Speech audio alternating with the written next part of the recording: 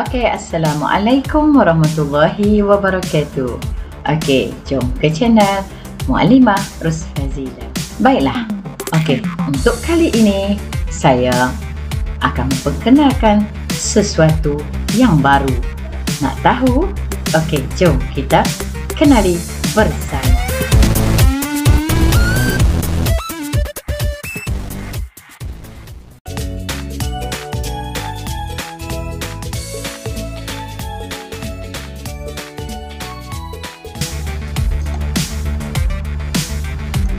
Baik, hari ini kita akan menyingkap rahsia tulisan dalam Al-Quran.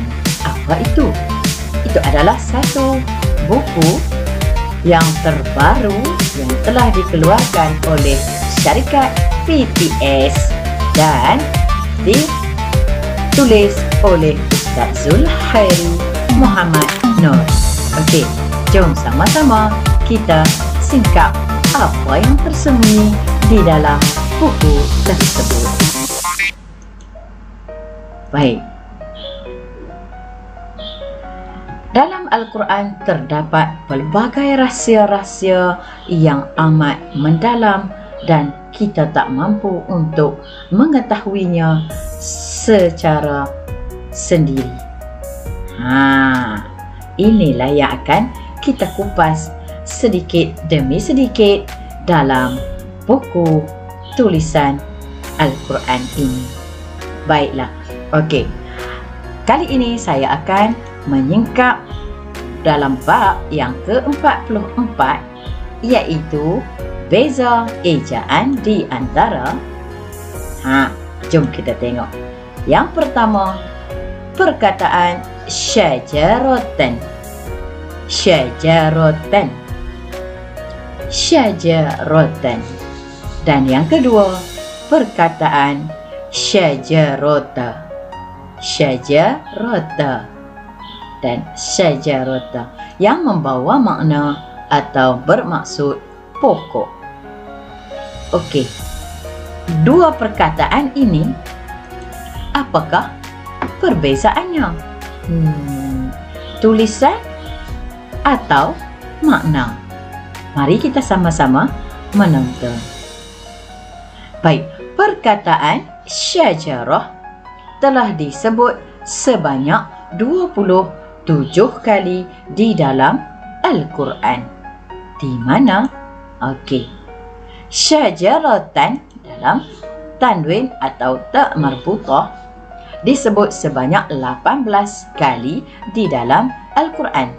Manakala syajarata yang berakhir dengan ta mausudah di akhir kalimahnya disebut hanya sekali sahaja di dalam Al-Quran. Apakah yang membezakan di antara dua kalimah tersebut?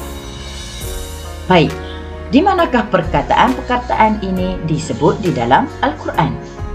Yang pertama, ia adalah disebut di dalam ayat yang ke-35 surah Al-Baqarah. Juga disebut di dalam ayat 19 surah Al-A'raf. Yang ketiga, di dalam ayat yang ke-20 surah Al-A'raf juga, dan ayat 22 surah Al-A'raf yang disebut di dalam dua tempat dalam ayat tersebut.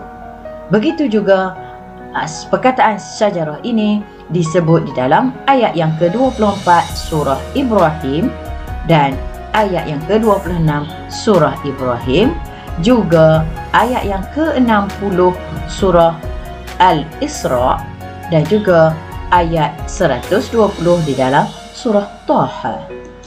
Selain daripada itu, perkataan syajarah ini juga disebut di dalam ayat yang ke-20 surah Al-Mu'minun, ayat 35 surah An-Nur, ayat 30 surah Al-Qasas, ayat 27 surah Luqman, ayat 62 surah As-Saffat dan ayat 64 surah As-Saffat juga, dan ayat 146 surah As-Saffat, dan terakhir ialah ayat 18 surah Al-Fath. Ini ialah perkataan syajarah yang terdapat di dalam ayat Al-Quran tersebut. Baiklah. Okey, jom kita tengok perkataan syajarata dan syajarah. A'udzubillahi minasyaitonirrajim. Wa syajaratan takhruju min turi Sainaa tambutu bidduhni wa sibghi lil akili.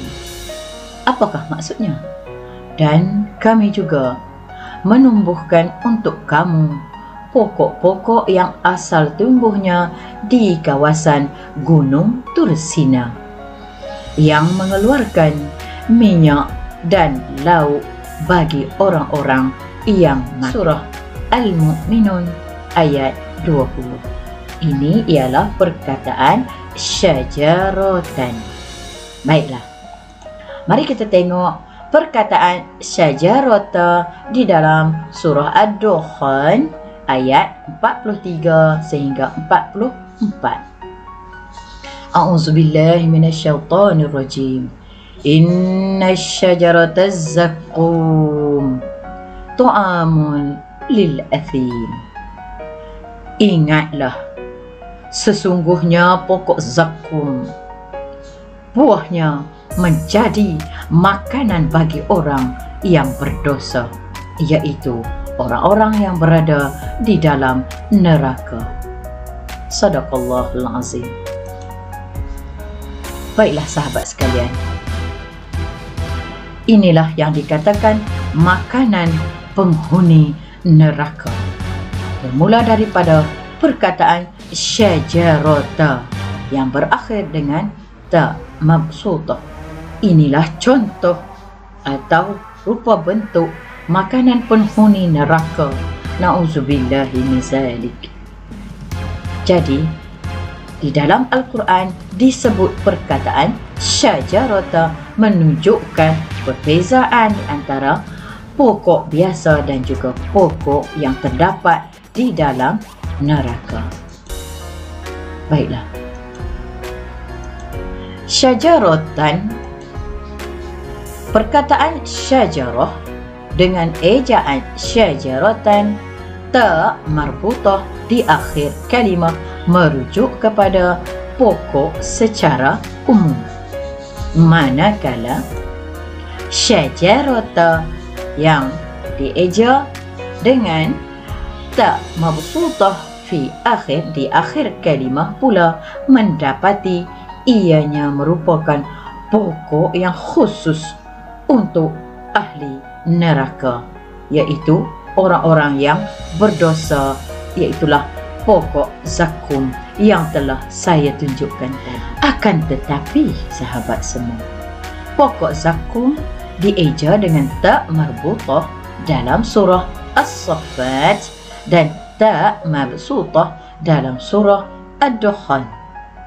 Jadi, apakah perbezaan di antara keduanya? Maka jom sama-sama kita pilih, kita faham dan kita dalami apakah rahsia yang terdapat di dalam dua perkataan tersebut, iaitu syajaratan dan syajarata, yang mempunyai perbezaan di antara kedua kalimah tersebut.